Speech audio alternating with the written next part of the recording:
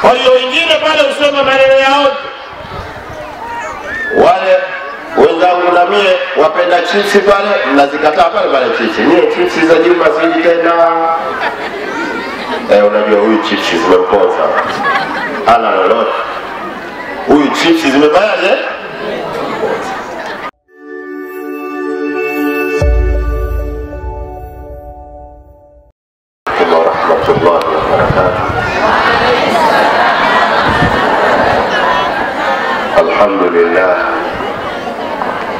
الحمد لله رب العالمين وبه نستعين على أمور الدنيا والدين والصلاة والسلام على أشرف الأنبياء والمرسلين وعلى آله وصحبه أجمعين. أما بعد، رب اشرح لي صدري ويسر لي أمري واحلل عقدة من لساني يفقهوا قولي. Hadhiruna, la mwanzo Mwenyezi Mungu atakabali nia zetu katika dua yetu ya leo. Kila mwenye maradhi Mwenyezi Mungu amvue maradhi yake. Mwenye haja Mwenyezi Mungu amuitikie haja yake. Mwenye shida Mwenyezi Mungu amtatulie shida yake. Katika mambo tuliyokusanyia ni nasaha kwa ajili ya dini, kwamba ifike mahala tupate muda wa kuambiana yanayohusu dini. Na ndio maana kabla huwa tunasimama tunasema maneno ya dini. Mwenyezi Mungu ajalie ufahamu katika hilo. Sema amina. Na lengo letu ifike mahala tukimaliza mkutano huu tupate watu ambao watakuwa wanaswali kwa sababu ya mawaidha haya. Tupate watu ambao watakuwa wakiwaheshimu wazazi wao kwa sababu ya mawaidha haya. Tupate watu ambao wanawaheshimu waume zao kwa sababu ya mawaidha haya. Hilo ndo lengo na maksudio ya nasaha zetu kwa ajili ya mkutano huu tuliokuwa nao. Kwa sababu tuliokuwa hapa tuna maradhi ya aina mbalimbali, lakini sehemu ya maradhi tuliokuwa nayo, mioyo yetu inaumwa. Wengine mioyo yetu inaumwa maradhi ya kibri, wengine mioyo yetu inaumwa maradhi ya hasadi, wengine mioyo yetu inaumwa maradhi ya choyo. Kuna watu hapa wachoyo bara. Mpo hapa majumbani kwenu, ndugu wa waume zenu hawaingii. Wakifika nye hampiki. Wachoyo, wache uchoyo. Tunataka watu baada ya mkutano huu waweze kuswali. Nataka nikwambie mama yangu uliyekuja hapa, huu muhadhara unaohudhuria na mengine yote, kama hauswali maana yake wewe hakuna unachofanya katika maisha yako. Mtume Muhammad sallallahu alaihi wasallam anasema, awwalu ma yuhasabu al-'abdu yawm al-qiyamah as-salah. Jambo la mwanzo atakalohesabiwa mja siku ya kiyama ni swala. Yani ikifika hiyo kiyama, baragumu litapigwa, watu tumekusanyika, kisimamo kikishasimamwa, jambo la kwanza litakalohesabiwa kwa kila mja ni swala yake. Kama umeswali vizuri sawa sawa, basi wewe utakuwa umesalimika, na kama hujaswali basi wewe salama yako ni ndogo. Kwa hiyo Allah fanyeni ya kwenu, lakini mpate muda wa kuswali. Tuseme inshallah. Najua kuna watu hapa wao na msikiti kama kituo cha polisi, au polisi na banki hawafanani, hawakai pamoja. Hebu jiangalia ulivyo. Miaka 5 iliyopita ndivyo ulivyo leo. Umri unaenda. Pata muda wa kumwabudia Mola kabla hujaingia katika kaburi. Kwa hiyo jambo hili ni muhimu sana, watu waswali, na ndio lengo na maksudio la mkutano wetu. Jambo la pili, ni wape mifano. Kuna watu katika maisha yenu, maelewano yenu ni madogo na wazee wenu. Nikisema wazee na kusudia baba na mama.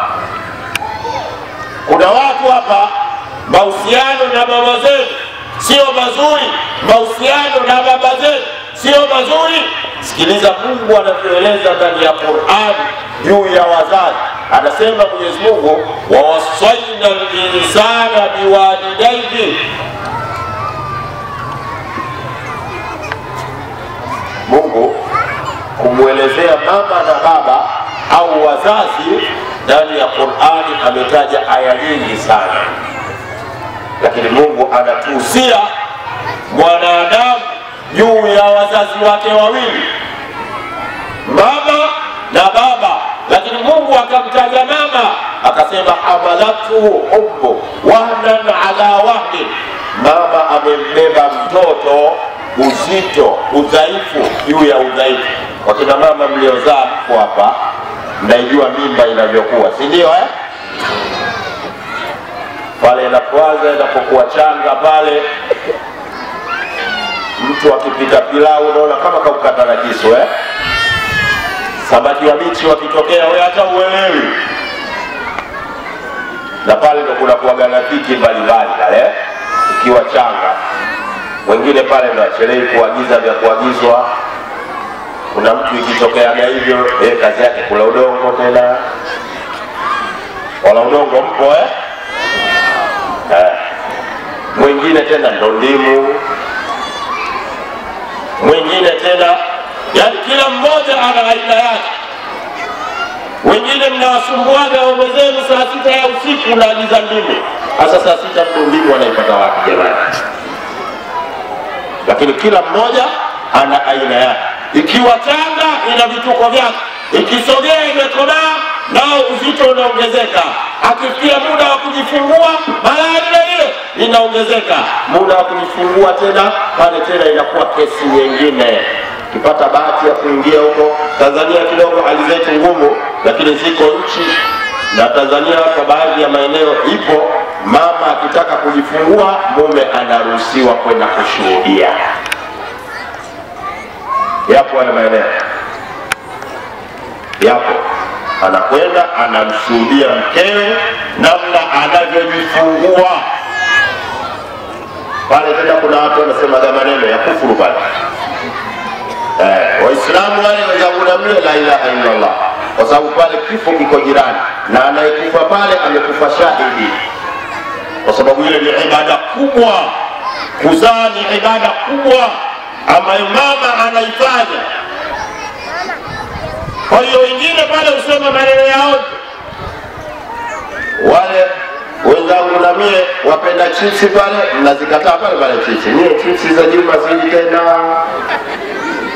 Unajua huyu chipsi zimemponza, hana lolote. Huyu chipsi zimebayaje? Lakini ninachojaribu kuwaonyesha mama anavyobeba uzito wa kumbeba mtoto miezi 9. Baada hapo anajifungua. Akishajifungua anamlea mtoto akiwa mchanga. Sisi wazee tupo. Ndugu yangu mmoja huwa anaeleza sana, angalau mie ni mmoja wapo, kwamba wakina baba tuliopo hapa na waliokuwa huko nyumbani wanaotusikia, kama kuna mtu anajua kufunga ile nepi ile, kuifunga nepi au kumfunga mtoto pempazi, basi 10 kwa mmoja. Uongo kweli? Akijisaidia nasikia wewe mama Juma wewe, hebu njoo bwana akajisaidia huyu. Sasa wewe si mwanao, tajisaidia mbadilishe. Wallahi billahi hawajui. Wengine hata kulisha uji mtoto hawajui. Wajui hiyo.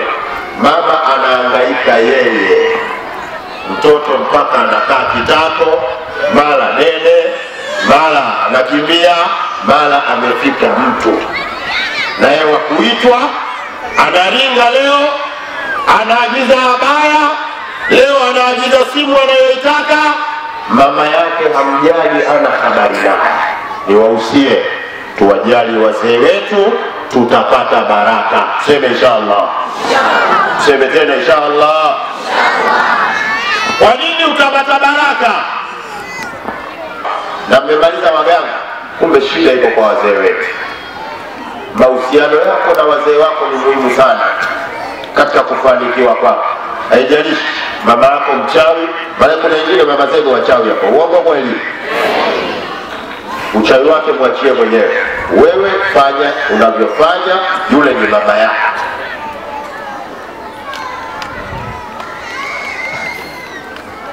Sikiliza Mtume Muhammad sallallahu alayhi wasallam anaeleza, anasema aljanna tahta aqdamil ummahat, pepo iko chini ya nyayo za akina mama. Yani pepo yako iko chini ya nyayo ya nani? Ya mama yako. Nataka niwaulize, kati ya pepo na dunia nini kikubwa? Mbona mjibu au mjui? Nikisema pepo sikusudii majini hivyo, na kusudia pepo ile itakayolipwa na Allah baada ya kuondoka duniani. Sasa kati ya pepo ya malipo na hii dunia tuliyokuwa nayo yote hii, kipi kikubwa? Pepo. Mtume anasema hauwezi kupata pepo ikiwa mama yako hayuko radhi na wewe. Mnasikia haya maneno? Hauwezi kupata pepo ikiwa mama yako hayuko radhi na wewe. Niwaulize, dunia unaipata wewe? Na wauliza, dunia utaishi vizuri? Ikiwa mama yako akikasirika, Mungu anakunyima pepo. Mama yako akikasirika, duniani utaishi kwa amani wewe? Shida zenu wengine, mahusiano yenu na wazee wenu hayako sawa. Mungu anasema ndani ya Qur'an, wa qadha rabbuka alla ta'budu illa iyyahu wa bil walidaini ihsana. Tuwafanyie wema wazee wetu. Mwenyezi Mungu ajalie tuwafanyie wema wazee wetu. Tuseme amina. Amen. Katika kuwafanyia wema wazazi kuna faida zinapatikana. Sikiliza hizi faida, ziko nyingi sana. Na kutajia 3 tu, alafu wewe mwenyewe utafikiria nini cha kufanya. Faida ya kwanza, Mungu anatia baraka kwa wewe unayemfanyia wema mzazi wako. Baraka anayoweka, anaweka baraka katika kizazi chako. Kizazi chako kile unachokizaa, ili kiwe na baraka na wewe, cha kwanza wafanyie wema wazee wako. Kama ufanyii wema wazee wako, zaa watoto 20, ukimaliza itakuwa kama hujazaa. Na leo kuna watu wanaishi maisha haya. Wapo wengi sana. Mtu yuko katika dunia amezaa watoto 7, lakini maisha anayoishi kama hajazaa. Tunawaona wazee hao. Wapo wakina mama, watu wazima wanahangaika huko. Ukimwona anauza miogo rangi 3, unamtazama, wewe mama hujazaa? Nimezaa. Una watoto wangapi? 6. Mwingine Juma boda yule pale anakuonyesha. Mwingine yuko wapi? Mwingine kaolewa huko Mbande. Mwingine wapi? Mwingine sijui yuko Tandika. Mwingine wapi? Anakutajia watoto 6, mzazi mmoja, ili apate ugali wake anauza miogo pale magara rangi 3. Mnawaona muwaoni? Kazaa kakosa baraka ya kizazi. Ili uwe na baraka na kizazi chako, rekebisha mahusiano yako na wazee wako. Litatia baraka kwenye kizazi chako. Mtume Muhammad sallallahu alaihi wasallam anasema katika hadithi yake, anasema kullu dhunubi yuakhiru Allahu minha ma shaa. Madhambi yote mwanadamu akitenda ucheleweshwa mpaka siku ya kiyama, mtu ndio analipwa. Lakini kuna madhambi ya aina 3, ukiyatenda hapa duniani basi hautokufa ila utarejeshewa. Katika haya aina 3, dhambi mojawapo al-uquqa bil walidaini, kutowatendea wema wazazi wawili. Umeishi na wazee wako, haujawatendea wema, hautoondoka duniani ila wanao watakurejeshea jambo hilo kama ulivyowafanyia wazee wako. Allah, mliokuwa na wazee wenu jitahidini sana muishi vizuri na wazee wenu ili mpate baraka za vizazi vyenu. Mwenyezi Mungu ajalie hilo. Sema inshallah. Sema tena inshallah. Kwa hiyo jambo la kwanza miongoni mwa faida albaraka, kupata baraka katika kizazi.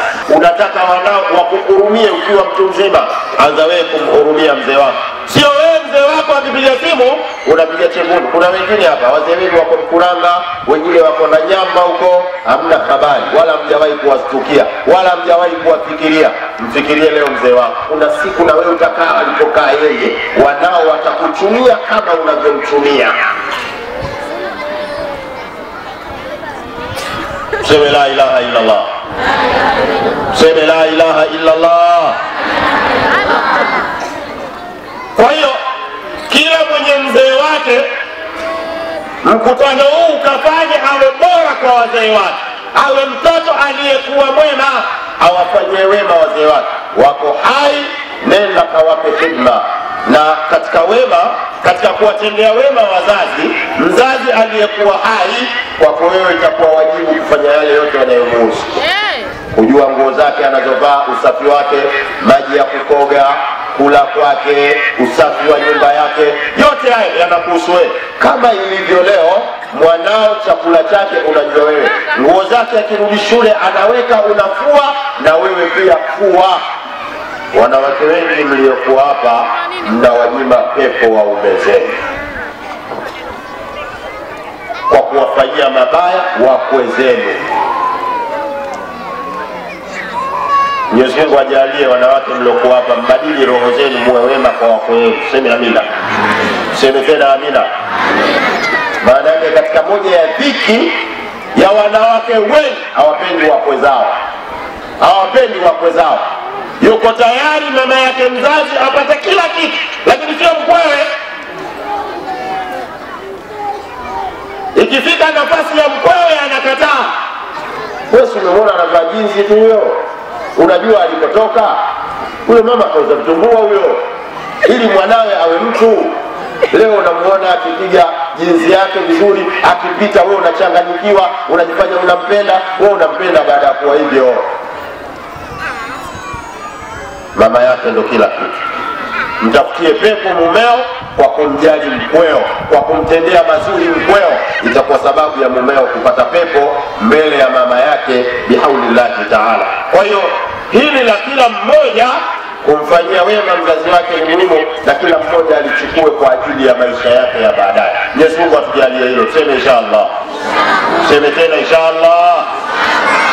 Lakini eneo la tatu ambalo tunapenda tukiondoka hapa liwe limerekebishika, kila mwenye ndoa arekebishe ndoa yake. Kuna watu mko kwenye ndoa kama vile mko jobless. Maana yake kuna tofauti ya ndoa na mwanamke anaishi maskani. Mtu aliye kwenye ndoa ana mipaka, na ambaye hayuko kwenye ndoa hana mipaka, anafanya anavyotaka. Ukitaka kujua wengi wenu mko jobless hali ya kuwa mko kwenye ndoa, wangapi leo mlipotoka majumbani kwenu kuja hapa mlipigia simu mume zenu ukamwambia mume wangu naomba ruhusa ya kwenda kwenye muhadhara? Nyosha mkono juu. Umeaga kweli? Mungu anakuona, sio mie ujue. Kama hujaaga nakwambia kabisa, hata kuja hapa unapaswa upate ruhusa ya mumeo. Teremsha mkono. Hata kuja hapa unapaswa upate ruhusa ya mumeo. Haijalishi unakuja kwenye kheri, mume akisema ndio ndio, akisema hapana hapana. Ndio sababu tunayotakiwa kuambiana haya ili tukarekebishe ndoa zetu bihaulillahi ta'ala. Kwa hiyo watu walio kwenye ndoa wengi wao wanaishi jobless, na ndio maana leo ndoa nyingi sana watu wanaishi katika majumba hawana furaha. Kuna wengine wamekuja hapa wanajua kabisa kwenye ndoa yangu mie furaha sina, furaha sina. Ndoa ni lazima mume na mke wawe na furaha, kwa sababu moja ya sifa ya ndoa au hikma ya ndoa at-tarwiqu 'anil nafs, kustarehesha nafsi. Hakuna kitu kingine. Yaani ukisikia watu wanaoana wanataka kustarehesha nafsi zao. Sasa jiulize hapo ulipo, wewe kwenye ndoa yako unastarehe au ndo wale nasonga ugali mwali wewe? Kuna watu wana ndoa ya ugali hapa Ndoa ya ugali ni ile ndoa ambayo uko kwa ajili ya kupata dagaa na dona, watoto wako wale na wewe ule, ndo ndoa hiyo mnayo. Lakini ndoa inataka mume akimuona mke afurahi na mke akimuona mume afurahi. Lakini kuna mtu yuko kwenye mkutano hapa anatamani kwenda mpaka saa 6 ya usiku, atamani kurudi nyumbani kwake akutane na mumewe. Yuko hapa. Yaani yuko hapa atamani mumewe arudi,